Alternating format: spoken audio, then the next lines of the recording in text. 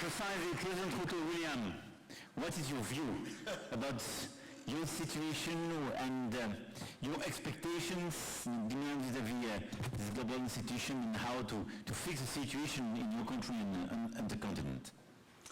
Thank you very much, Macron, and thank you for daring to call us to this meeting. I'm told it was How Dare You conference, but in any case, we are here.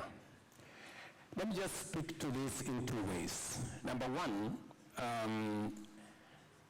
have had my sister Kristalina and Bangra, and we have excellent relations with the World Bank and IMF from Kenya. And these people have been incredibly of assistance, and we sincerely appreciate. But I am also aware that both Kristalina and Bangra have a job to do, and they have people they report to, called shareholders, and they don't have the final word. The final word rests with somebody else. And that is why we are almost all of us speaking the same language, because we seem to be on the same corner. There are people who are not sitting here, yet they call the shots. Now, we have a situation, and let me speak from the perspective of Kenya, our continent in Africa, and the global south. We need emergency liquidity. We need debt relief. We need urgently new money, with urgency, with scale. That's our situation. How are we going to get that in the current situation? Listening to Guterres this morning, we get development resources 8 times more expensively than others. We have inadequate resources, and it takes forever to access it. So, how do we, how do we make meaning of this summit that my brother Emmanuel has put together? Our position is that if you want to get debt relief, emergency liquidity, and new money together, let us live here having agreed on one thing, that, like Guterres has said, let's look for 500 billion new money. But if we are going to distribute it the way we did SDR, we will end up with nothing. SDR, we ended up with $33 billion in our continent of 1.2 billion people. Europe, with 450 million people, ended up with 5 times what we got. You heard it this morning, not from me, from the UN Secretary General, that we got 13 times less as Africans as compared to Europeans, because the whole architecture, and by the way, it was fair by the architecture, the current architecture of the financial system. But it is grossly unfair when we are looking at fairness. So, what are we saying? Our position, good people, is we do the following. Let us agree that the money we are supposed to pay for the next 10 years as repayment of debt, let us convert it into a new loan that is 50-year loan with 20-year grace period, so that you don't have a problem with your AAA rating. You can continue to have the AAA rating, but you don't have a problem with your shareholders because you haven't given away any money. You've just changed the structure, and we get both liquidity, we get it urgently, and we can develop our countries. For Kenya, for example, we pay $10 billion every year to service our debts. If I had $10 billion every year for development in Kenya, instead of paying debt, it would make a huge difference. That's all we're asking. We're saying, let's have something that is practical so that we live here, that next year, I don't have to pay $10 billion to pay debt. It will have been rescheduled. I will pay it 20 years from now, and I will have 30 years to pay that money. I will make that money available for roads, for health, for water, for education. It will make a hell lot of difference. We will have done something with this conference. We can discuss governance, we can discuss reform, we can discuss transformation of our multilateral development institutions. That will take time. We are talking about the debts that we already have. They have already been assessed. They have all the things, all the rigmaroles have gone through. That's why we already owe.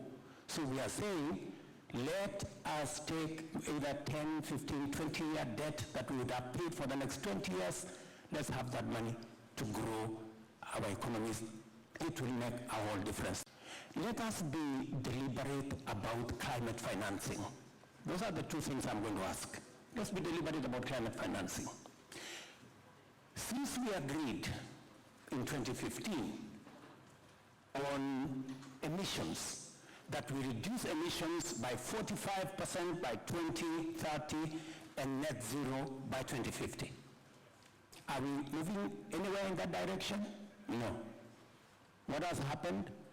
Since Paris 2015, developed countries, they have tried because they have resources. Europe has come down 20%. OECD countries have come down 12%. But what has happened with the rest of the world? Emissions have gone up 37%. Net, we've gone up, the whole globe, we've gone up 17%. And last year, we spent $950 billion on fossil fuels. We only spent $500 billion on renewable energy. It means the journey towards net zero is not going forward, it's going in reverse. So what do? Because we have to agree on what to do. Our position is that there is a contest between national interest and global good.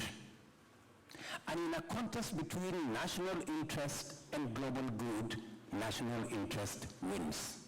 Because we are politicians. Macron is a politician. And in politics, your constituency comes first. That is why we have not been able to get the 100 billion promised in Glasgow. Because every politician goes home and says, oh, you know, there's a global problem called climate change. We need to get money from you guys to go and sort out that problem. So the people of their country ask them, how is it our problem? A global issue? Why do we have to raise money to go and sort out the global issue? We run into trouble. So we need a new financing mechanism. We need a new global financial institution. It is not possible, I dare say, to sort out a global problem using national institutions or institutions that are subject to national interest or institutions that are subject to shareholder interests.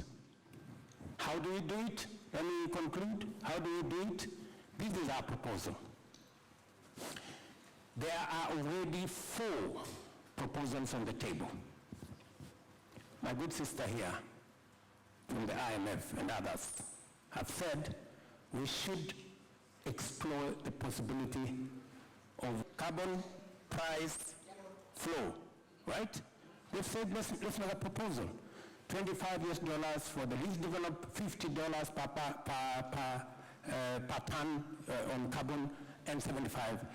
Assuming that we even agree, and by the way, we are ready from the global south, we are ready from the continent of Africa to pay our part. We do not want to be given free lunch. We want to pay. Everybody should pay. Emitters should pay, consumers should pay, the global south should pay, the global north should pay, everybody should pay. If we go that direction, we should be able to raise, even if we use the $25 per ton of carbon, we should be able to raise $870 billion every year. Financial capacity to cope with what is a fast-changing, more shock-prone world. It is much bigger in one place than in others. And this is where we come. Our institutions have a huge responsibility to do what is necessary for the world of today and tomorrow. And that is translating, in my view, for the fund and for the bank, into one, a priority to change our mindset and understand that our mandates at their core are the same, but how we implement these mandates changes dramatically. For the fund, we have a clear mission. It is macroeconomic, financial stability, growth, and employment. But to implement this mission in the world I described with the disbalances we face requires to think much more comprehensively about the resilience of people that are educated, healthy, with good social protection at their feet, the resilience of society, not just of the banking sector, because when society is unfair, unjust, the economy cannot really deliver the best fruits for people. And of course, the resilience of our planet. And when we take that more holistic, more comprehensive mandate, then it takes us to how we work. What are the priorities we set? What are the instruments we deploy? Priorities we set, well, clearly a top priority for both the bank and the fund is to mobilize more concessional and grant financing because of the disbalances we described. Our track record on that, we have the Poverty Reduction and Growth Trust. We almost got the resources we need. Demand is higher, interest rates are higher, so bringing concessionality is more expensive. We are short on subsidies, $1.2 billion. And my appeal at this meeting is close the gap. We are going, Ajay and I are going to Morocco for our annual meetings. First time in half a century, the meetings are on the African continent. We go there, we deliver for Africa, and deliver for Africa means for Ajay to have strong guide, for the IMF to have strong PRGT. We did a lot of work together 2 years ago with this big push for Africa. We issued 650 billion SDRs, and we took the commitment to reallocate 100. One of the points we have to clarify during these 2 days is where we are, and I would be very curious to see from you where exactly we are in terms of commitments and real commitments, not subject to authorization of blah, blah, blah, blah, blah, blah. And how many vehicles and contracts did we negotiate, and with which countries, and how much can we envisage? This first is a critical one. Second, IDA is obviously a critical vehicle. We reinvested a lot. How do you see this one, and how can we do much more? Third, how can we have a better coordination between IMF and World Bank and maximize synergies and demultiply synergies? And my last remark would be about private sector. I mean, the two leverage we can have. We have a first leverage with regional banks. Where do we stand? How to maximize it? because we can multiply by 4 to 5. And the second leverage is with private sector, and I want to insist on that. In 2021, we launched this Alliance for Private Entrepreneurship. We had several very important meetings in Africa, but where do we stand? How can we do much more? Mark will be here at the end of this session to as well mobilize the private sector with you, but this is a critical point. So I will do the math, honestly speaking. We have the structures, we have to reform the structures, we have to much more expose our balance sheet, we have much more exposed our public finance, but we have to maximize the leverage because at the end of the day, Nick and Emma made very good speeches. I mean, we have to reach the targets, and it's not the case today, exactly. I don't want to be longer as this introduction means the floor is used, and thank you once again to the Gates Foundation for being here. They give us 20 ideas and 5 work, we win. That's the idea. That's why I think Mark and Shriti can make us successful at the bank. And if we become successful on this topic, then maybe we make a little bit of progress towards your point there. So I cannot thank the two of you enough. It's not as though they don't have enough to do, but thank you. On World Bank,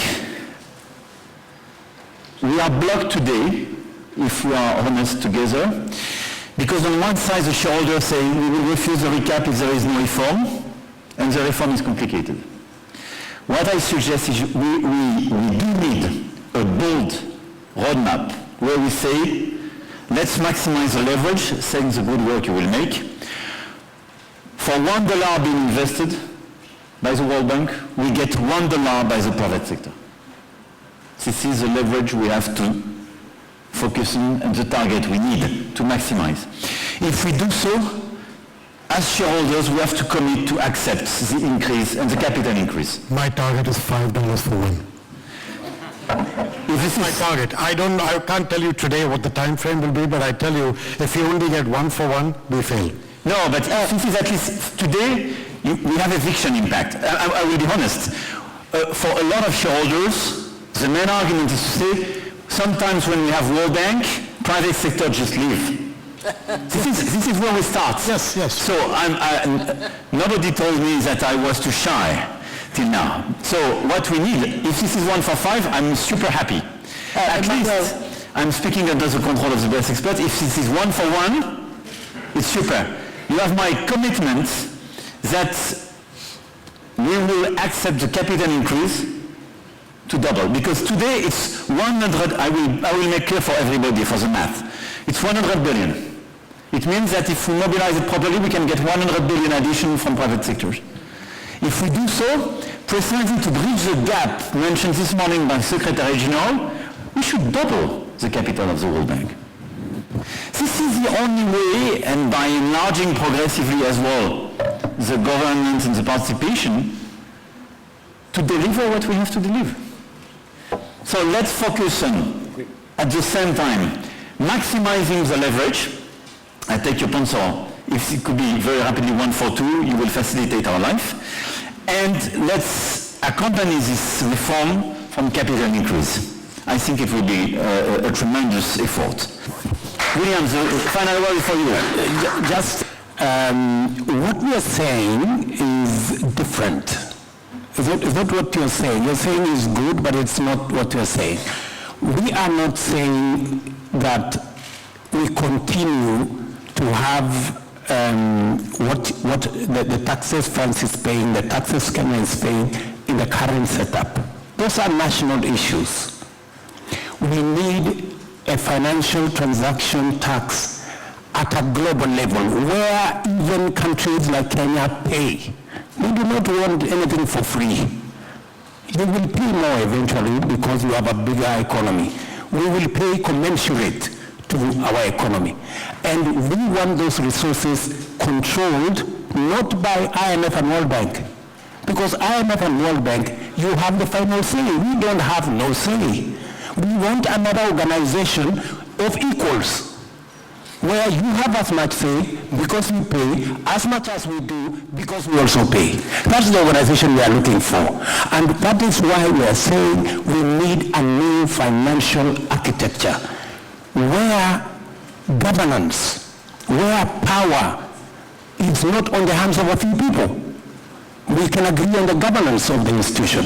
We can agree on the sharing of power so that all of us have access to resources that go to making sure, number one, renewable energy. We invest in decarbonization. Number two, adaptation, mitigation, smart agriculture. Number three, restoring our planet, restoring our biodiversity, and making sure our carbon sinks work. This is what we are saying, and we would appreciate a little understanding. We want to be, we are talking the normal. If we continue talking the normal, Emmanuel, we will never solve this problem. Things are not going forward, they are going backwards. Tokenism, installment will not solve this problem. We have a much bigger problem than the installment we are discussing here will solve. You are not hearing us. I will, if I may, I will answer you in 2 words to conclude. No, but And let me just finish one more. When Ajay was saying 1 to 5, or 1 to 1, who is 1 and who is 5? Private sector versus who is 1 and who is 5? $5 private sector mobilization for every dollar of money that comes in. 5 from private. Surely. Ajay, how do you persuade the private sector to bring their money for public good? Private sector is driven by profit, my friend. I mean, unless you persuade me otherwise. So we're going to run out of time, but there's a whole conversation to be had about what money goes into adaptation versus what goes into mitigation, which part of it the private sector is ready to go for.